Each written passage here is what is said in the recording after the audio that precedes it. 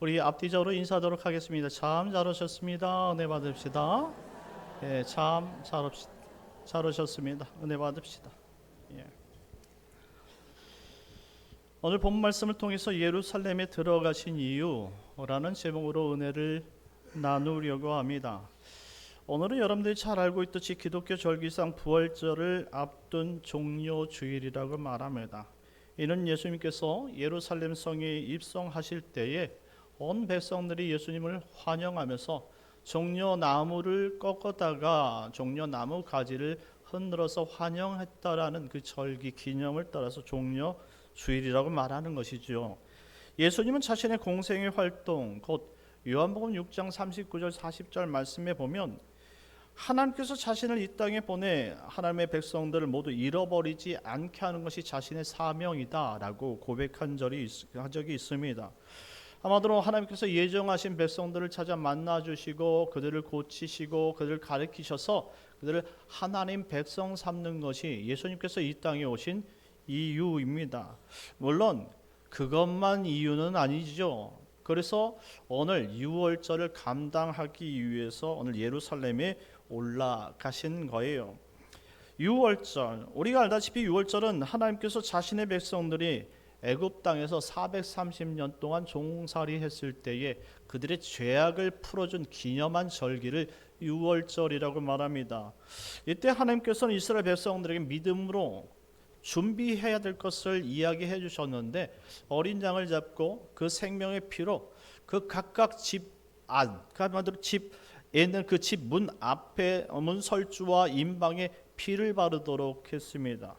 그리고 나서 그 잡은 어린 양을 함께 먹음으로 말미암아 유월절을 지내게 했던 거예요. 이때 유월절에 피를 바르고 어린 양을 먹은 가정은 믿음으로 말미암아 이 죽음의 사자가 그냥 지나갔다 해서 유월절을 보내게 된 것이죠. 하지만 믿음이 없어서 이와 같은 말씀을 듣고도 따르지 않은 사람들은 결국 그 생명의 대가를 취하게 되는데 각 가정의 장자들을 죽이게 된 것입니다. 한마디로 이와 같이 유월절 어린 양으로 자신이 택한 백성들을 구원하시기 오신 그분이 바로 예수님이다라는 말씀입니다. 지금 이스라엘은 유월절을 지키기 위해 예루살렘 성전을 찾아온 무수한 순례객들의 행렬로 이 발 디딜 틈이 없을 정도였습니다. 예수님과 제자들 역시 예루살렘 성 근처에 도달했지만 이 예루살렘 성에서 유월절을 지킬 수 없으므로 가장 가까운 인근 벳바게와 베다니에서 숙박하면서 유월절을 준비하려고 하고 있었던 거예요. 그것이 바로 오늘 본문의 이야기입니다. 1절 2절 말씀 다 같이 읽도록 하겠습니다. 시작. 그들이 예루살렘에 가까이 와서 감람산 벳바게와 베다니에 이르렀을 때 예수께서 제자 중 둘을 보내시며 이르시되 너희는 맞은편 마을로 가라. 그리로 들어가면 곧 아직 아무도 타보지 않는 나귀 새끼가 매여 있는 것을 보리니 풀어 끌고 오라. 아멘. 예수님께서는 제자들에게 베다니에서 지금 벳바게에 있는 나귀 새끼 한 마리를 가지고 오라 이렇게 이야기합니다. 왜 아직 아무도 타보지 않은 나귀 새끼를 풀어 끌고 오라고 예수님께서 제자들을 시켰을까요? 베다니에서 예루살렘까지 거리를 세본다면 직선 거리로 3km 정도 된다고 합니다. 그리고 이 도로를 따라 거리를 재면 5km 정도 된다고 해요. 3km, 5km면 당시 교통편이 아무것도 없을 당시 모두가 다 쉽게 걸어가던 그 정도의 거리였다라는 것이죠. 평상시 예수님은 제자들과 편안하게 걷던 이 거리를 왜 유독 유월절을 맞이한 이 때에 나귀 새끼를 가지고 오라고 하셨을까요? 바로 예수님께서 입성하려는 목적 때문입니다. 우리가 알다시피 하나님이신 예수님은 목적 없이 그 어떤 걸음도 걸으신 적이 없으셔요. 기도하러 가실 때도, 식사하러 가실 때도, 쉼을 가지실 때도 하나님으로서 자신의 목적을 이루어 가고 계셨던 분입니다. 그리고 지금 베다니에서 예루살렘에 들어가실 때도 우연히 그렇게 이 나귀 새끼를 내가 힘드니까 데리고 오라 라고 말씀하신 것이 아니란 말이에요. 하나님의 계획이 있기 때문이란 말씀이죠. 그렇다면 왜 예수님께서 나귀 새끼를 타시려고 했었던 것인가? 두 가지 이유를 살펴볼 수 있습니다. 첫째는 선지자의 예언을 성취하기 위해서인 것이죠. 자, 우리 스가랴서 9장 9절 말씀인데요. 한번 읽어보도록 하겠습니다. 시작. 시온에 따라 크게 기뻐할지어다. 예루살렘에 따라 즐거이 부를지어다. 보라, 내 왕이 내게 임하시나니 그는 공의로우시며 구원을 베푸시며 겸손하여서 나귀를 타시나니 나귀의 작은 것 곧 나귀 새끼니라. 아멘. 왜 예수님께서 그 나귀 새끼를 타시려는지 여기에 말씀을 기록해 두었어요. 이 예언은 마지막 구원의 때에 시온의 딸, 예루살렘의 딸이라는 구원받을 이스라엘 사람들을 그들을 구원하실 메시아가 이 땅에 오실 것이다라는 그 약속입니다. 근데 그냥 오시는 것이 아니라 나귀를 타고 오신다라는 거예요. 그런데 왜 나귀 새끼를 타시느냐 이 말입니다. 그것은 바로 둘째, 겸손의 왕이시라는 사실을 알리기 위해서입니다. 세상에서는 전쟁에 대한 승리의 개선 장군은 그가 얻은 세상 권세와 함께 백마를 타고 화려하게 입성합니다. 그때 입성할 때에 자신의 업적을 가지고 입성하는데 오늘 예수님은 그런 모습으로 세상을 구원하려고 오신 모습이 아니라는 사실이죠. 세상의 왕들은 자신이 승리했던 이 전쟁 당시에 참혹한 현장, 한마디로 피 묻은 백마를 타고 빨간 망토를 펄럭이면서 개선문까지 나 이렇게 전쟁에서 싸워 승리했어 라는 그런 승리를 자랑하기 위해서 그와 같은 전쟁의 전리품들과 함께 그들의 군사와 함께 백성들로 이 행렬로 들어온 것이 관례였지만 세상의 왕이 아닌 평화의 왕이요 사랑의 왕이신 예수님께서는 그 같은 망토를 입은 모습이 아니라 세상의 초라한 모습이지만 백성들의 환호를 받으면서 평화의 왕으로 예루살렘 성에 입성하고 있다라는 말입니다. 그 상징물이 바로 나귀가 아닌 나귀 새끼라는 것입니다. 그렇게 겸손하신 분이 하나님의 약속대로 예언대로 예루살렘 성에 들어갔다 이 말입니다. 그때 제자들은 예수님의 말씀대로 벳박에 묶여있던 어린 나귀 새끼를 데리고 온 것입니다. 4절 5절 6절 말씀 다 같이 읽겠습니다. 시작. 제자들이 가서 본즉 나귀 새끼가 문 앞 거리에 매어 있는지라. 그것을 보니 거기 서 있는 사람 중 어떤 이들이 이르되 나귀 새끼를 풀어 무엇 하려느냐 하매 제자들이 예수께서 이르신 대로 말한대 예 허락하는지라. 아멘. 5절 말씀에 보니까 제자들이 이 나귀를 풀려고 할 때에 어떤 사람들이 나귀 새끼를 풀어서 무엇 하려느냐라는 질문을 합니다. 아마 주인이 그런 질문을 왜 내 나귀 새끼를 건드려? 라고 질문했지 않겠습니까? 이때 제자들이 뻘쭘했을 거예요. 이거 괜히 이거 절도범으로 이거 오해해서 만일 이거 잡혀가면 어떻게 되겠습니까? 그런데 여차저차 이 예수님께서 하신 말씀을 그대로 이야기하니까 그 나귀 주인이 그 새끼를 그대로 가져갈 수 있도록 허락하셨다 이 말입니다. 왜 그럴까요? 돈을 줘서 그럴까요? 아닙니다. 바로 이 나귀 새끼 주인조차도 예수님을 자신의 구주로 알고 있었던 하나님의 백성이었기 때문인 것입니다. 맞습니다. 하나님은 자신의 백성들을 통해서 하나님 나라를 준비하고 계셨단 말이에요. 이렇듯 하나님은 자신의 목적을 이루는 하나님의 백성들을 통해서 하나님의 나라를 순서대로 질서 있게 그 입성을 준비하고 계셨던 것입니다.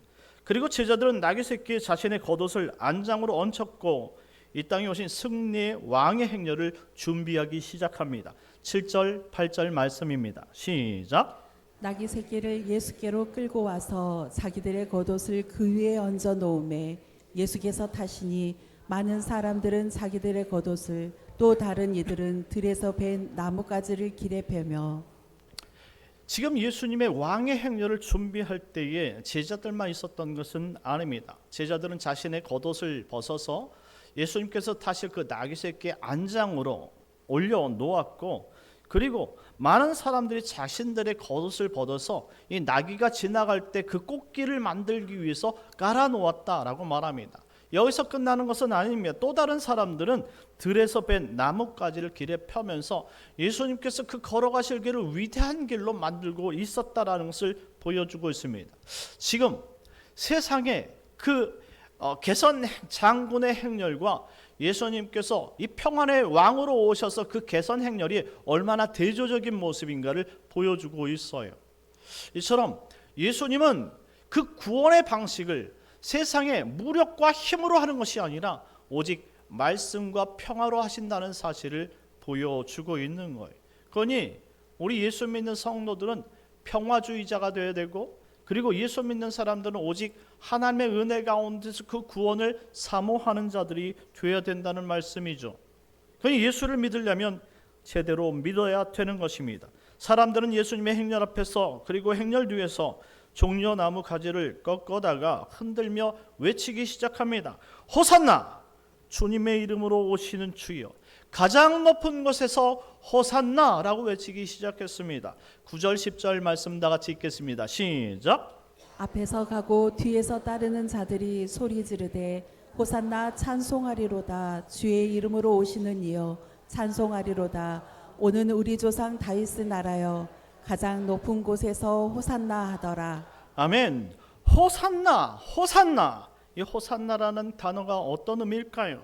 주여 우리를 구원하옵소서라는 의미를 가지고 있습니다. 그들은 예루살렘 입성과 더불어 예수님을 연호하며 예수님의 행렬을 더욱 영광스럽게 외치기 시작했습니다. 환영하기 시작했어요.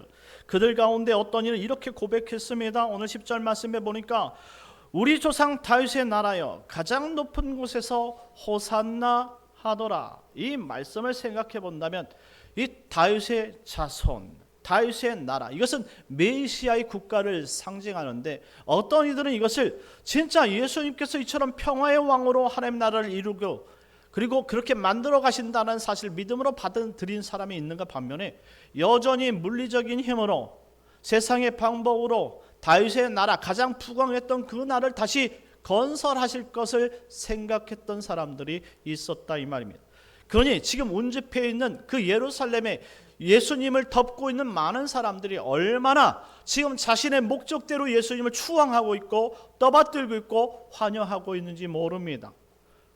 그 모든 사람들이 집중한 이목 가운데 예수님께서 새끼 나귀를 얹어 타고 예루살렘 성으로 들어갈 때 많은 사람들이 환성치며 호산나 찬송을 부르기 시작했던 것입니다.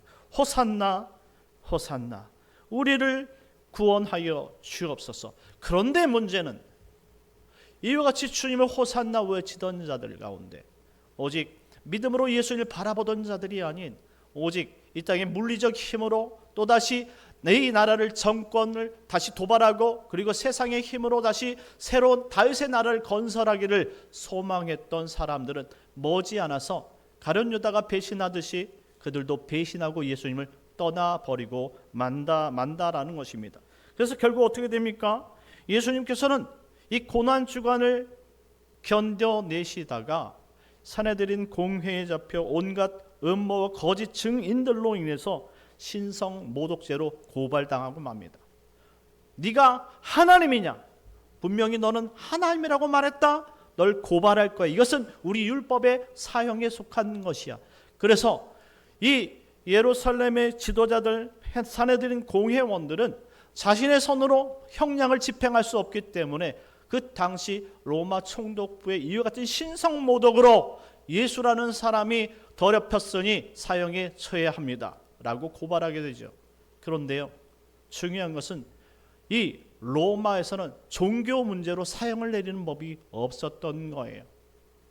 그게 다시 반려가 되었습니다. 신성 모독으로는 우리가 예수를 죽일 수 없어. 그러면 여러분 생각해 보십시오. 예수님께서는 지금 6월절에 어린 양으로 십자가에 달려 죽으셔야 되는데 지금 반려가 돼서 죽지 않는 상황이 벌어진 거예요. 그렇다면 이 땅에 그럼 십자가를 어떻게 집니까? 그래서 또다시 이 죄악된 무리들이 다시 한번 머리를 고쳐서 그들이 담 앞에서 생각한 것은 바로 로마 황제, 이 땅을 통치하는 왕은 오직 로마 황제 한 분밖에 없는데 예수님은 우리의 왕이라 말을 했으니 이 로마 황제를 대적하는 내란 음모죄에 해당한다라는 고발로 이름을 바꾸게 된 것이죠. 그래서 결국 어쩔 수 없이 내란 음모죄로 예수님께서 잡혀 사형에 처하게 된 것입니다. 이것을 기념하는 절기가 바로 고난 주간이에요. 사랑하는 성도 여러분, 예수님께서 공생의 마지막에 예루살렘 성에 입성하신 이유는 이처럼 우리가 우리의 구원을 이루지 못하기 때문에 친히 하나님께서 자신의 생명을 들여서 이 생명을 갈급히 필요한 자들에게 주시기 위해 예루살렘 성에 입성하신 날임을 기억했으면 좋겠습니다. 그리고 그 고난 주간의 끝은 바로 예수님의 십자가와 연관되어져 있고 그 십자가의 끝은 바로 우리의 구원의 완성과 연관이 됐다는 사실을 생각해 볼 때 우리 사랑하는 성도님들은 이 고난 주간을 의미 있게 보내야 된다는 사실을 꼭 기억했으면 좋겠습니다. 이사야서 53장 5절 6절 말씀 다 같이 읽겠습니다. 시작. 그가 찔림은 우리의 허물 때문이요 그가 상함은 우리의 죄악 때문이라. 그가 징계를 받음으로 우리는 평화를 누리고 그가 채찍에 맞음으로 우리는 나음을 받았도다. 우리는 다 양 같아서 그릇 행하여 각기 제 길로 갔거늘 여호와께서는 우리 모두의 죄악을 그에게 담당시키셨도다. 아멘. 그가 찔림은 우리의 허물 때문이요 그가 상함은 우리의 죄악 때문이라. 그가 징계를 받음으로 우리는 평화를 누리고 그가 채찍에 맞음으로 우리는 나음을 받았도다. 할렐루야. 고난주간은 예수님께서 우리를 대신해 고난 받으신 그 모습을 묵상하는 주간이에요. 그런데 중요한 것은 예수님께서 받으신 그 고난 때문에 우리가 나음을 입었다라는 것이죠. 그래서 고난주간 땐 예수님의 고난을 묵상하되 우울하게 사는 주간이 절대 아닙니다. 예수님께서 우리를 위해 당하신 그 고난을 우리가 기억하면서 우리가 감사하는 삶을 살게 하기 위해서 하나님께 영광 돌리는 삶을 살게 하기 위해서 이 땅에 귀한 예배로 하나님 앞에 영광 돌리는 그 모습을 생각하면서 예수님께서 친히 달리신 그 십자가인 만큼 우리는 그 어느 때보다 기쁘게 그 어느 때보다도 더 행복하고 감사하는 마음으로 이 고난주간 한 주간을 지나야 되는 줄 믿으시기 바랍니다. 이처럼 예수님의 고난은 우리의 죄를 치료하는 양약이 되며 예수님의 죽음이 우리가 죽여야 될 사망 권세를 물리치는 생명의 능력이 되신다는 사실을 항상 마음속에 새기고 이 한 주간 고난주간 특별 새벽기도를 감사하며 묵상하고 또 그 어느 때보다 하나님께 영광 돌릴 수 있는 복된 한 주간 되시길 예수님의 이름으로 축원합니다. 우리 잠시 기도합시다. 기도하실 때 하나님, 나를 위해 십자가 달리신 그 예수님을 묵상하고 이제 그 어떤 한 주간보다 더 귀하고 값지고 감사하며 하나님께 영광 돌릴 수 있는 복된 한 주간이 되게 하여 주시옵소서. 우리 주여 먼저 기도하겠습니다. 주여, 하나님 아버지, 2000년 전 우리를 구원하시기 위해 이 땅에 오신 그 예수님, 하나님이시자 아버지 완전하신 그분이 우리 한 사람 한 사람을 살리기 위해 자신의 몸을 찢고 고난을 친히 당하며 우리의 이름을 불러 우리를 십자가에서 구원해 주신 그 예수님, 그 사랑을 기억하게 하여 주옵소서. 오직 주님을 바라봅니다. 참된 감사와 참된 기쁨으로 한 주간을 보내게 하시고 주님께서 아버지 우리에게 이와 같이 감사할 수 있는 마음을 주셨사오니 그 감사와 감격과 영광이 있는 귀한 한 주간이 될 수 있도록 은혜 내려 주시옵소서. 예수님의 이름으로 기도합니다. 참 좋으신 하나님, 은혜를 감사합니다. 우리를 위해 고난 받으신 것은 우리가 더욱더 활짝 웃기 위해서고 우리를 위해서 생명의 피를 흘리신 것은 우리가 영원한 생명에 동참하며 참된 감사를 누리기 위해 친히 십자가에 달리신 그 예수님이시오니 하나님, 우리가 그 목적을 알고 하나님 고난주간 동안 더 특별히 감사하며 기쁜 마음으로 살아갈 수 있도록 은혜 위에 은혜를 더하여 주시옵소서. 성령으로 충만케 하시고 비록 우리는 부족하지만 고난주간을 믿음으로 익혀 나가며 믿음으로 지켜나갈 때 하나님의 영광을 맛보는 귀한 역사가 있게 하여 주시옵소서. 예수님의 이름으로 기도드리옵나이다.